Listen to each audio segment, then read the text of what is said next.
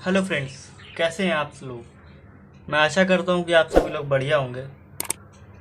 तो चलिए आज बाकी जितने बच्चे क्वेश्चन हैं उसको सॉल्व करने की कोशिश करते हैं। देखिए, सबसे पहले मैं आपको जो क्वेश्चन कराने वाला हूं आज वो है क्वेश्चन नंबर हमारा 1। देखिए क्वेश्चन नंबर 1 क्या कह रहा है। ये कह रहा है कि form the pairs of linear equation the following problems and find the solutions graphically. यानी आपको पहले लीनियर इक्वेशन अपने आप फॉर्म करनी पड़ेगी और फिर उसका सॉल्यूशन जो है ग्राफिकली आपको निकालना है। प्रीवियस वीडियो में आपको मैंने ग्राफिकल मेथड से किसी भी इक्वेशन के सॉल्यूशंस को कैसे निकालते हैं मैंने आपको बताया था।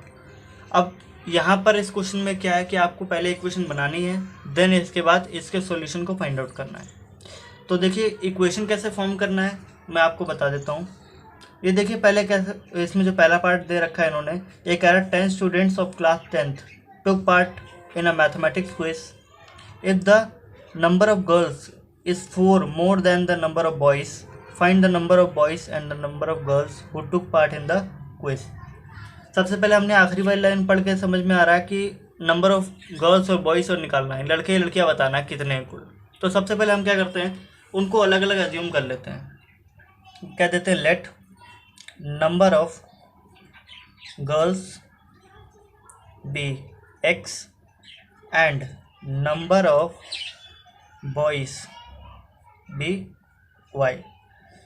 यानी लड़कियों को हमने एक्स मान लिया और लड़कों को हमने वाई मान लिया। जनरल रिप्रेजेंटेशन है, आप लड़कों को एक्स और लड़कियों को वाई भी मान सकते हो। अजम्पशन है कि वेरिएबल मानना है, तो इसलिए मैंने उसको लड़कियों को एक्स और लड़कों को वाई मान लिया अभी के लिए फ़िलहाल। आप उल्टा करके भी देख सकते हैं। देखिए इतना करने के बाद सबसे पहली बात मैंने इसमें दूसरा जो स्टेप लिया उसमें मैं लिखा ATQ यानी अकॉर्डिंग टू द क्वेश्चन। देखिए क्वेश्चन में क्या आ गया है कि पता है, जो 10 students of class 10 took part in mathematics quiz, यानी कि कुल जितने भी स्टूडेंट्स हैं उस 10th क्लास के जो कि मैथमेटिक्स क्विज में पार्टिसिपेट कर रहे हैं वो कितने हैं, 10 हैं। यानी कि जितने भी गर्ल्स हैं और जितने भी बॉयज़ हैं उन दोनों का सम कितना है, 10 है। इससे तो हमें यही समझ में आ रहा है, यानी ये इक्वेशन हमारे पास हो गई 1। ठीक, और रहा बचा हमारे पास, देखो दूसरी इक्वेशन कैसे फॉर्म करेंगे हम। इसके बाद हमने दूसरी लाइन पढ़ी, इसमें दे रखा है if number of girls is 4 more than the number of boys.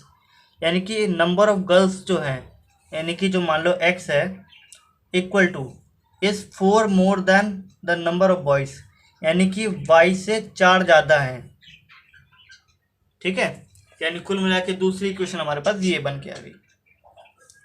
ठीक है, यानी दोनों इक्वेशंस को हमने फॉर्म कर लिया। अब रहा बचा इसको कैसे सॉल्व करना है, आइए देखते हैं। देखिए सबसे पहले इसको ग्राफिकल मेथड से सॉल्व करने के लिए सबसे पहले आपको इसको y के फॉर्म में रिप्रेजेंट करना होता है। पहली इक्वेशन को अगर y के फॉर्म में रिप्रेजेंट करना चाहो तो आप लिख सकते हो y इक्वल टू 10 माइनस में x। ठीक है, और दूसरी जो हमारे पास इक्वेशन है x equal to y plus 4 है। अगर मैं इसका 4 इधर लेके आ जाऊं तो y इक्वल टू हमारे पास बन सकता है x माइनस में 4। ठीक है,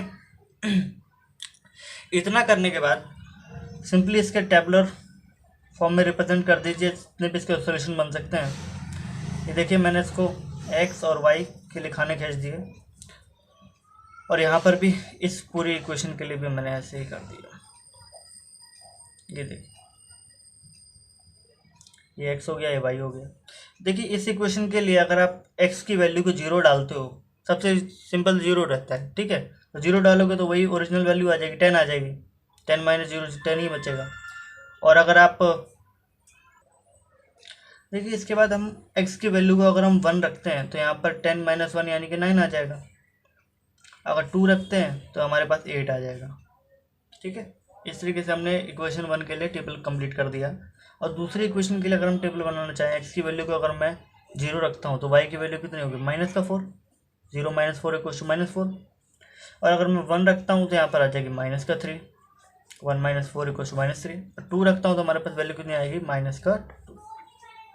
ठीक है, तो इसके थ्रू अगर आप देखते हो, अगर आपको ग्राफ प्लॉट करना है तो यहाँ पर देखिए y की वैल्यू मैक्सिमम जा रही है 10 तक और मिनिमम जा रही है -4 तक। ठीक है, और एक्स की वैल्यू देखो प्लस के 2 तक ही जा रही है मैक्सिमम, मिनिमम के पता 0 तक आ रहा है। ठीक है, तो उसका ग्राफ ऐसे बनेगा। देखिए कुल मिलाकर मैंने पूरा ग्राफ तो ड्रॉ कर दिया है आपके लिए, बट चूँकि कभी कभार जैसे मैं रफली बना रहा हूँ तो उसमें गलती हो सकता है। ठीक है, तो हालांकि मैंने ग्राफ तो बनाने की कोशिश करी है, बट थोड़ा बहुत देखो ग्राफ इसमें वैसा जा रहा है, टेढ़ा जा रहा है। बट इसका एग्जैक्ट सोल्यूशन में अगर आपको दिखाना चाहूँ तो एक्स की वैल्यू 7 और वाई की वैल्यू 3 आएगी। ठीक है, यानी कि कुल मिलाकर अगर आप देखना चाहो तो पूरी इक्वेशन जो बन रही है हमारे पास, इसमें जो हमारे पास सोल्यूशन का ग्राफिकल निकल के आएगा वो होगा 7 और कॉमा 3, ये पॉइंट होगा। और जो नंबर ऑफ गर्ल्स होंगी वो कितनी होंगी 7, और नंबर ऑफ बॉयज़ कितने होंगे 3। ठीक है, ये ग्राफ तो मैंने आपको बना के दिखा दिया है, अब कैसे बनाया एक बार दोबारा बता देता हूँ। ये देखिए यहाँ पर कुल मिलाकर के मैंने एक वाई एक्सिस खींचा, एक्स एक्सिस खींचा, इसके बाद जितने भी मैक्सिमम वैल्यू मिनिमम वैल्यू जितनी मुझे रिप्रेजेंट करनी थी मैंने वहाँ पर ले लिया। अब इसको थोड़ा छोटा कर देता हूँ ताकि और आपको क्लियर नज़र आए। ये देखिए, इतना करने के बाद फिर मैंने सिंपली यहाँ पर पॉइंट को लोकेट करने के बाद सीधा इसके इंटरसेक्शन पॉइंट को देखने की कोशिश करी, बट यहाँ पर थोड़ा देखिए गलती हो रखा है कि मतलब मैं, क्योंकि पॉइंट बराबर की डिस्टेंस पे नहीं है, और ग्राफ पेपर अगर आप देखते हो तो वहाँ पर बराबर के डिस्टेंस पे होने के कारण ये आपका ग्राफ एग्जैक्ट 7,3 पे कट करता है दोनों लाइन्स। ठीक है, हालांकि मैंने इसको ग्राफ यहाँ पर बनाने की कोशिश करी है बट एग्जैक्ट बन के नहीं आ रहा है, और इसको सॉल्व करने का तरीका तो वैसे ही होता है। आगे इसको सॉल्व करने के अलजेब्रिक मेथड को देखेंगे हम लोग। फिलहाल इसका आंसर हम ऐसे निकालते हैं। ग्राफ पेपर आपके पास होगा, आप ग्राफ पेपर बना के देखिए और उससे आपको एग्जैक्ट आंसर इसका मिल जाएगा, और जहाँ पर ये दोनों लाइन मीट करेंगी वही इसका एग्जैक्ट आंसर होगा। तो इस तरीके से अगर हमने देखा तो हेंस नंबर ऑफ गर्ल्स जिसको हमने एक्स माना था वो क्या है, इक्वल टू 7 आ रहा है, and number of boys equal to आ रहा है हमारे पास कितना, number of boys equal to आ रहा है हमारे पास 3। ठीक है, तो दोबारा जूम कर दूं।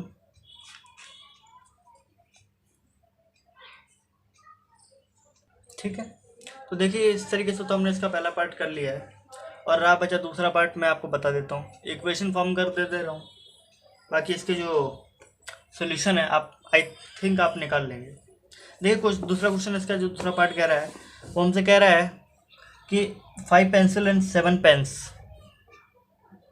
5 pencil and 7 pens together cost ₹50, यानी कि दोनों की अगर कॉस्ट निकालना चाहें तो कुल कितनी होती है, हमारे पास 50 रुपीज़ आता है। Where 7 pencil and 5 pens together cost 46।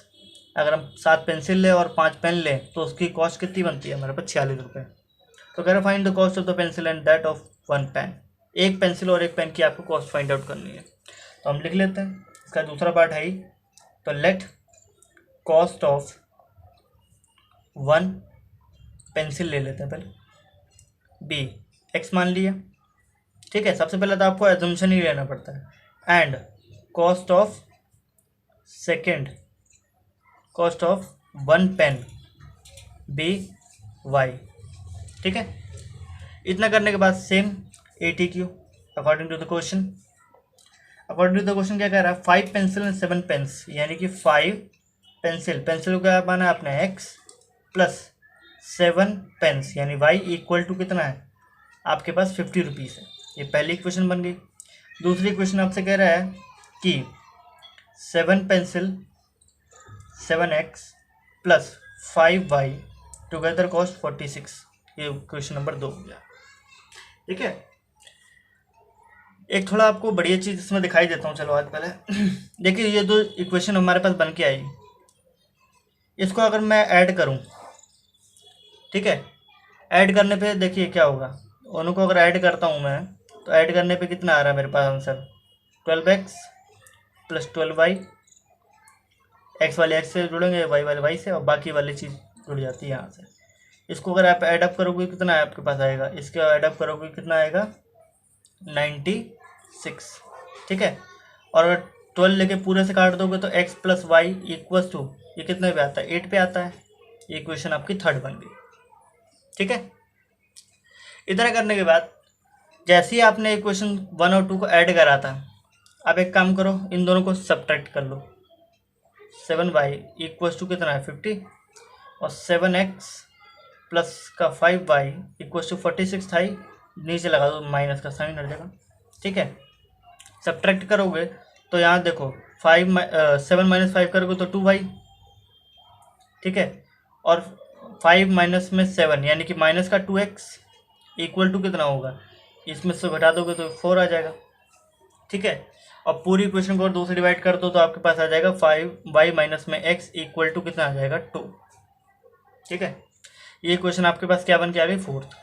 अगर मैं आपसे कह दूँ इक्वेशन थर्ड और फोर्थ को अगर आप ऐड कर दो तो कितना आता है, x plus y equal to आपके पास आएगा 8 और माइनस का x प्लस का y इक्वल टू क्या आएगा 2। दोनों को ऐड कर लो, ये तो कैंसिल आउट हो ही रहा है। 2y इक्वल टू आपके पास आएगा 10 और y की वैल्यू आपके पास कितनी आ जाएगी 5। अच्छा, अगर y की वैल्यू 5 आ गई तो किसी भी एक इक्वेशन में उठा लो, डाल दो। y की वैल्यू आपके पास कितनी है, मैं थर्ड इक्वेशन में डाल रहा हूँ, देखिए। ठीक है, तो यहाँ पर x की वैल्यू तो हमें फाइंड आउट करनी है और y की वैल्यू हमारे पास 5 थी इक्वल टू 8 आ गया, x की वैल्यू हमारे पास आ गई 3। ठीक है, ये तो मैंने आपको एक अलजेब्रिक मेथड का एक एग्जांपल दे दिया। ठीक है, इस तरीके से इसको करना है। इस तरीके से हमने इसका आंसर तो फाइंड आउट कर लिया, बट क्योंकि हमें ग्राफ बनाना था, ग्राफ बनाने के लिए हमें लगता है टाइम। मैं सही बात बताऊँ, ग्राफ बनाने में हमें काफ़ी ज़्यादा टाइम लग जाएगा। और रही बात इस टाइप की इक्वेशन जो हमारे पास में दे रखी थी स्पेशल क्वेश्चन में, यहाँ पर देखो ax plus b y equal to आपके पास समथिंग c1 है। ठीक है, plus bx plus a y equal to c2 है। इस टाइप के जो पर्टिकुलर क्वेश्चंस होते हैं ना, इनमें आप सिंपली उसको यूज़ कर सकते हो, इस एलिमिनेशन मेथड का। इससे आंसर थोड़ा जल्दी आ जाता है और बढ़िया आता है। जो दो सिंपलेस्ट इक्वेशन निकलती है उसको आप एलिमिनेशन करके डायरेक्टली निकाल सकते हो, बट यहाँ पर ग्राफिकल मेथड से करना था। देखिए, ग्राफिकल मेथड से करने के लिए मैं आपको सिंपली अगर बात बताऊँ तो यहाँ पर देखिए 5x plus 7y equal to का हमारे पास कितनी कॉस्ट बन रही थी 50 और 7x plus 5y equal to 46 बन रहा था हमारे पास। अगर मैं आपसे कहूँ इसको y के फॉर्म में रिप्रेजेंट करने के लिए, तो देखिए अगर 7y इक्वल टू अगर आपके पास 50 माइनस में 5x हो जाएगा तो y इक्वल टू हम कह सकते हैं 50 माइनस में 7x, 50 माइनस में 5x के होल अपॉन में कितना होगा 7। ठीक है, यहाँ पर अगर देखा जाए तो 5y इक्वल टू हमारे पास कह सकते हैं 46 माइनस में 7x और y इक्वल टू 46 माइनस में 7x के होल अपॉन में 5 आएगा। यानी हमने y के फॉर्म में इसको ऐसे रिप्रेजेंट कर दिया। इसके बाद तो फिर से आप जानते हैं कि कुल मिला के आपको पता है बॉक्स बनाना पड़ता है और इसके बाद आप उसको ग्राफ में पॉइंट को लोकेट करके एग्जैक्ट आंसर निकाल सकते हैं। बट बेस्ट मेथड इसका एलिमिनेशन मेथड होता है। इसी के साथ हमने इस क्वेश्चन जो कि क्वेश्चन नंबर 1 था इसको ही फिनिश अप कर लिया है। तो चलिए बाकी बचे क्वेश्चंस को हम नेक्स्ट वीडियो में कवर अप करने की कोशिश करते हैं। Thank you.